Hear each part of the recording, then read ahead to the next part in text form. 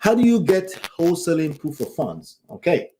To learn more about real estate wholesaling and investing, please visit www.smartrealestatewholesaling.com, and for our Quick Start program, go to www.11dayschallenge.com.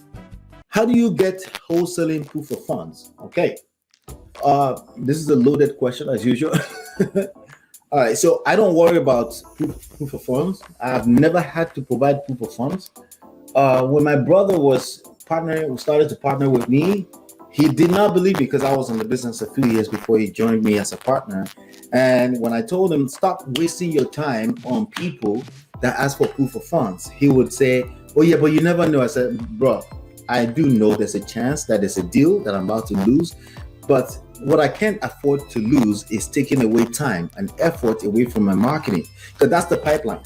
Okay, that's the pipeline that feeds the beast.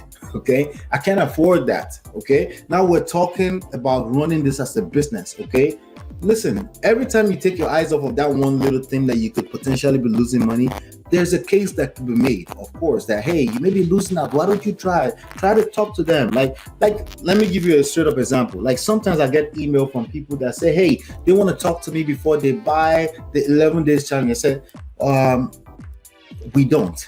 Okay, we can answer a few text messages that has to do with the sales process. Is the page broken, or it did not accept your payment form, or your credit card is declined or something? Yes, sure.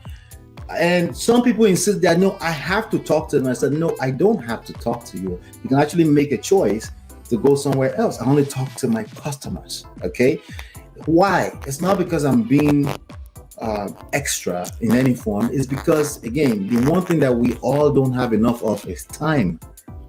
Okay, and I'm going to be teaching. If I sit down here and I start talking to 200 people every day that have never bought anything from me, right? Basically, I am also teaching them. I'm teaching them unproductive activities, basically. Okay, that's essentially what I'm doing, because what I do is not. It's not really. I don't do the snake oil sales thing. Okay, what I do proves itself. It proves itself. If I'm talking to you like this, you can tell if I know what I'm saying or not. If I sound like I don't know what I'm talking about, it's a free world. You just simply move on, right? And I don't mean that in any kind of disrespect. It could be a very legit. Like, I don't trust him. It could be extremely legit, right? And that's okay. And that's what I personally believe that the world is moving. Just transparency, service, the first core pillar that I covered in the book, which is value. If I bring you value, that's all I want you to care about. It could be entertainment value. Like there's some other channels that have that entertainment value. It's not just a talking head like myself, right? And they tend to get a lot more attraction, and that's okay. That's the value they bring. And but it's a way that everyone pays their own due.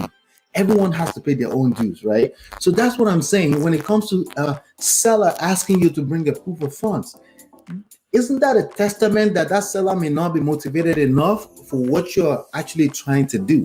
What you're trying to do is try to get a house at a discount, significant discount, that it will make sense for you to lock it under contract and give it to an investor that can actually make money from the deal. If a person is asking you for proof of funds and you entertain them, you run around town looking for proof of funds for the next 30 days, or maybe 3 days, and you found one and you gave it to them. Now they're going to ask you like, okay, who's this bank? How do I verify this bank? All that kind of craziness, right? You're engaging in the conversation when you can actually engage in conversations with 2,000 people at the same time by learning a few marketing skill sets. Okay, the right people, targeted market, not people that are vetting you or confused if they want to work with you or not. Okay, so my advice to you is this: focus on. There's enough people in the world, 7 billion people, right? There's enough people, right, that would gladly accept your services, the value that you bring to the marketplace. Find those people. What does it take to find those people? Marketing skills. Find those people and continue to bring them the most value you can bring them. If a person is asking for proof of funds, there's a good chance they're not motivated. Okay, I don't waste my time on it. Now, with that being said, all you have to do is Google proof of funds for wholesaling. There's a ton of them that comes up. There are hard money lenders that will give you proof of funds for the sake of it. They don't care. They don't check your credit because they're hoping one day you bring them some kind of business. Okay, it's just them typing up a paper say you have access to $2 million.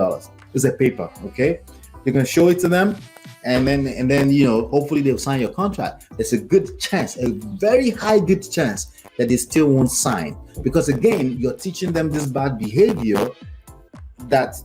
Not necessarily bad behavior, but it's unproductive behavior for your, it's an unproductive behavior for your processes, okay? For wholesaling in particular, or house flipping, or you're running this as a business. It's not, you don't want to be going through that. You need motivated sellers. They have a piece of property. They don't want it anymore. They need to get rid of it. They don't care about vetting and all that stuff.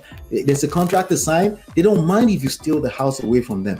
Those are the people that you're looking to deal with. So hopefully that answered your question. To learn more about real estate wholesaling and investing, please visit www.smartrealestatewholesaling.com, and for our Quick Start program, go to www.11dayschallenge.com.